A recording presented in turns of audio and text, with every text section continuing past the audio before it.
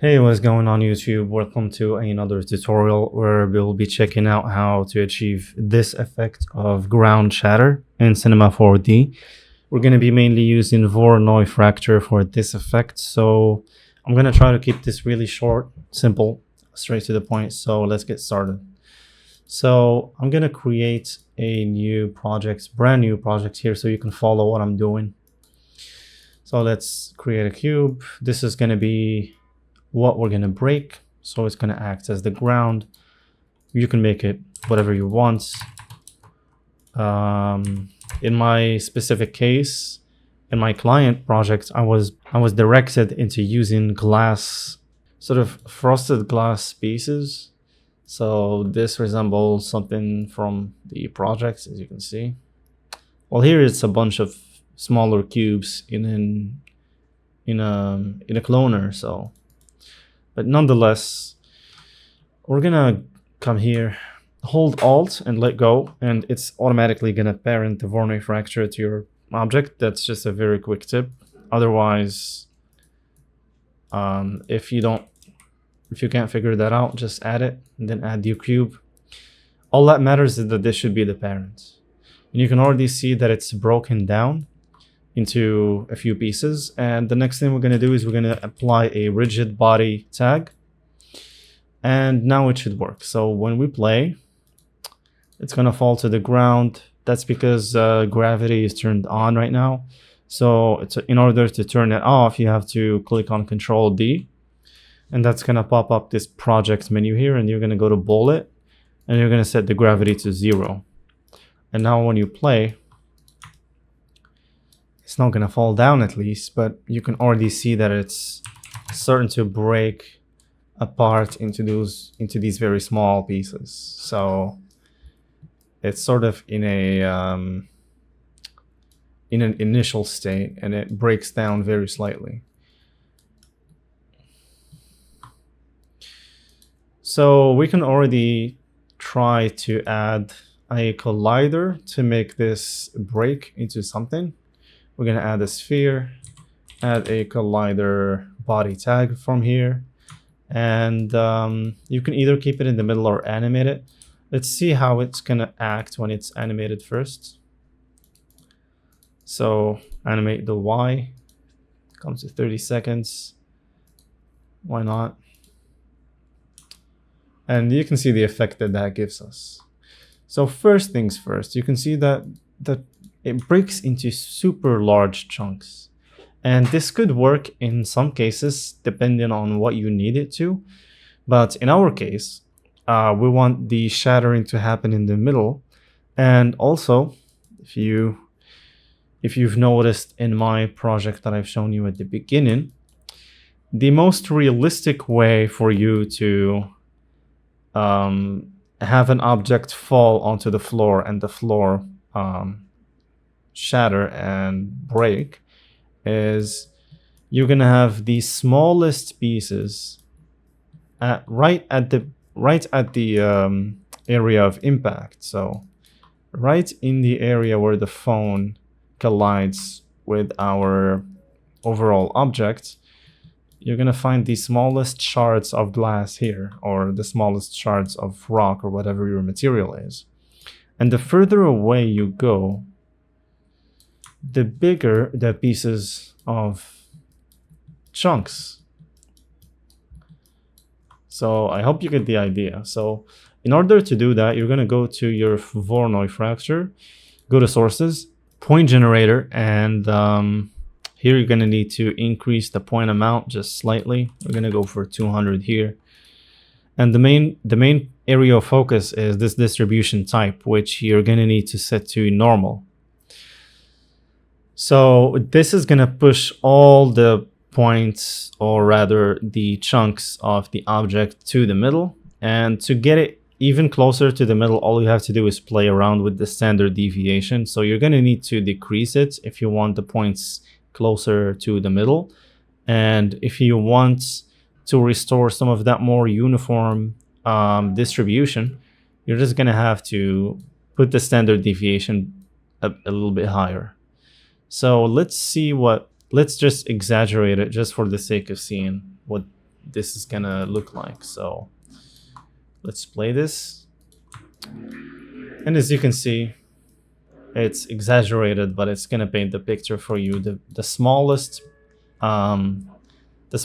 shards are right at the middle. Meanwhile, the further you are from the explosion, the bigger the pieces are. So if you look at glass breaking, like a bullet shooting through a glass or something like that, or a rock, it's always the area of impact that has the smallest shards that just go all over the place.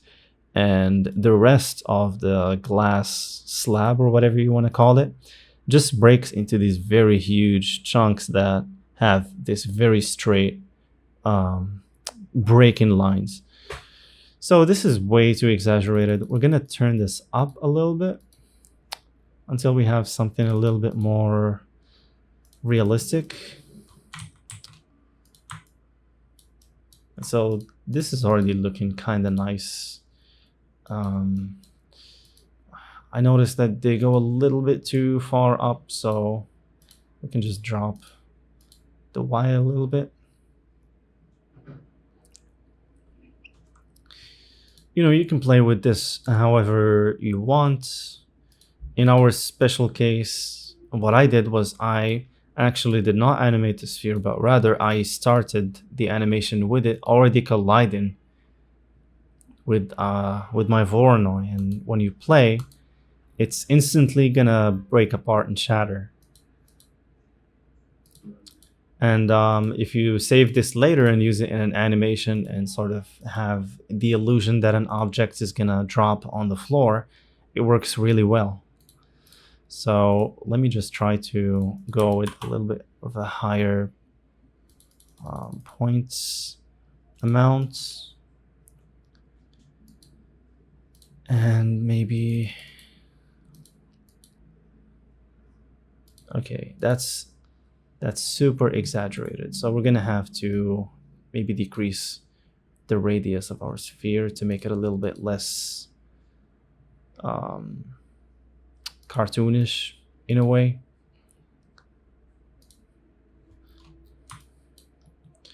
So you basically get the idea. I don't want to spend too much time on this.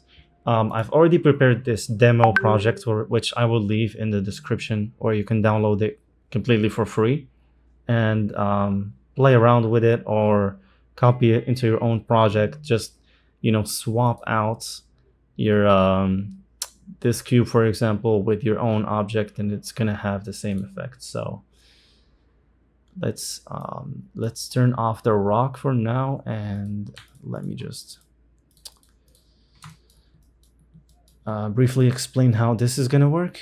So as you can see, this sphere is right in the middle, so the explosion is just sort of gonna go sideways. Otherwise, if you want it to shoot up, you're just gonna have to drop it a little bit, and yep, there you go.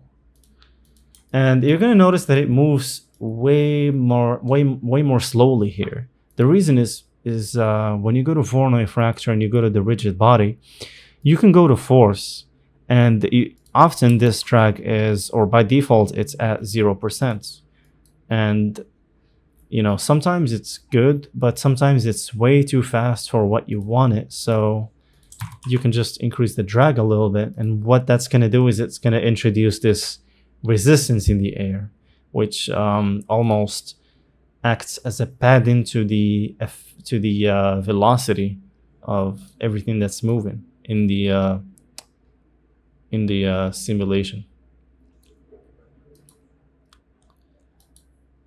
So now that that's clear, hopefully, we're gonna now take a look at this rock, which is simply a rock I got from the content browser, and all I did was add this sphere right in the middle of it, as you can see. And I basically did the same stuff, just copied over the tags. As you can see, the points are a lot more focused in the middle. Distribution type normal, standard deviation is pretty low.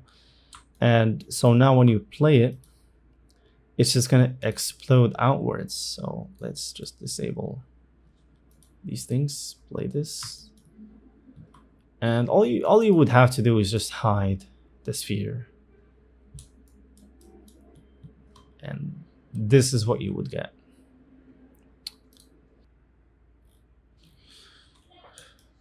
So this is a lot closer to what I have in my project. So you have just a cube, put it in a cloner, add the random effector, which we don't need anymore. And then you would just have to come here and do connect objects and delete, put it under a Voronoi fracture, do everything that we've done so far, including the drag, and make sure that your collider is in the middle of it. And now when you go to the first frame, and let me just decrease the point number just a tiny bit, because this is gonna definitely wreck my computer. And there you go. You can, if you don't like the specific way that this turns out, you can change the seed number, and it's gonna animate slightly differently. I think maybe if we make it bigger and we drop the sphere. So you get the idea of where I'm going with this.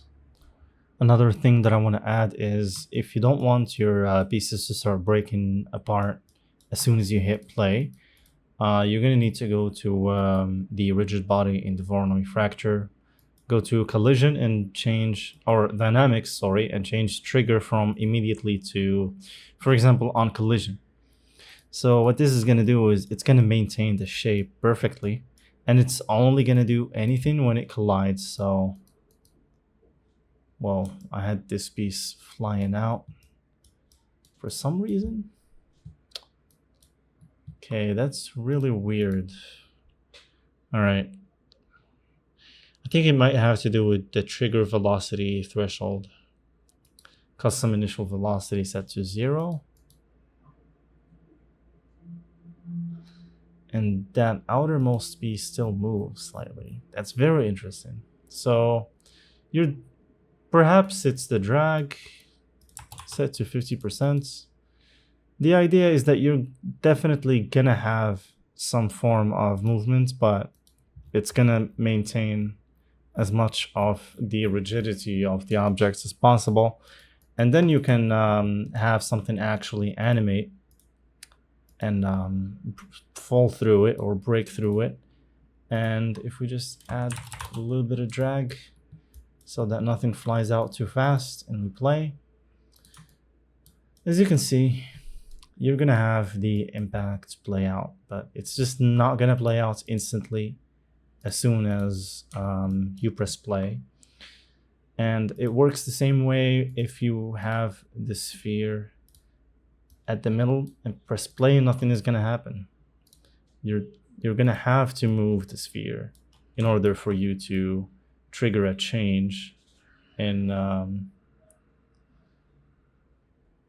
this. So yeah, that's all I wanted to add before we wrap up the video. So guys, I hope this was helpful to you, and I hope you can take it smoothly and work with it on your own projects. If you have any questions, feel free to leave them down in the comments, and don't forget to like and follow for more tutorials like these. And peace out.